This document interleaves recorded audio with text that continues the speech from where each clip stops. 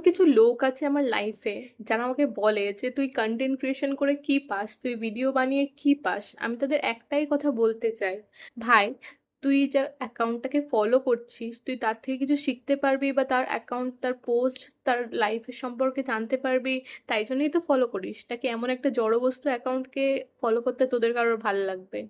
যারা এরকম পোস্ট করে না, জাস্ট একটা র‍্যান্ডম আগাছার মতো অ্যাকাউন্ট ফলো করতে আমার একদমই ইচ্ছা করে না, ঠিক আছে? তাও জাস্ট তোরা আমার ফ্রেন্ডস বলে, আমি তোদেরকে চিনি বলে পার্সোনালি তোদেরকে ফলো করি।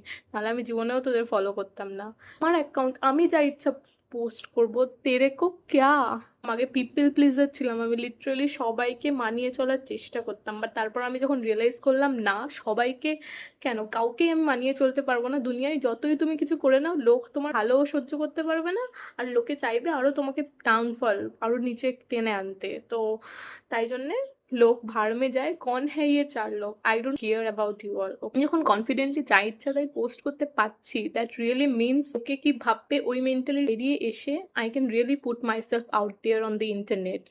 লোকের লাইফে ফান করছে, ভিডিও করছে, সেটা লোক রেকর্ড করে ডকুমেন্ট করলে তোর ওটাকে ক্রিঞ্জ মনে হচ্ছে। তোর মেন্টালিটাই ক্রিঞ্জ, ঠিক আছে? You are the most cringe person in the world if you think like that. Go change your mentality. Mentality নিয়ে কোনোদিন তোরা সাকসিড করতে পারবি না লাইফে।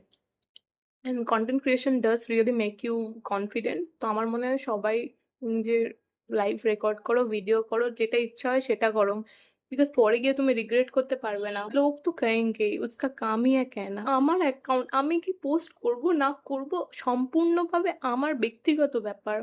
তোরা আমাকে ফলো করিস, ঠিক আছে? তোদের দেখতে হলে দেখবি, না হলে না দেখবি, আনফলো করে দিবি। তো এমন লোক আছে যারা তো না আমার পোস্টে লাইক করবে, না কমেন্ট করবে, না শেয়ার করবে, কিছু করবে, জাস্ট দেখবে, চুপচাপ দেখবে। I don't really care if you're my friend or not. If you can't support me, you don't deserve to be in my life anymore.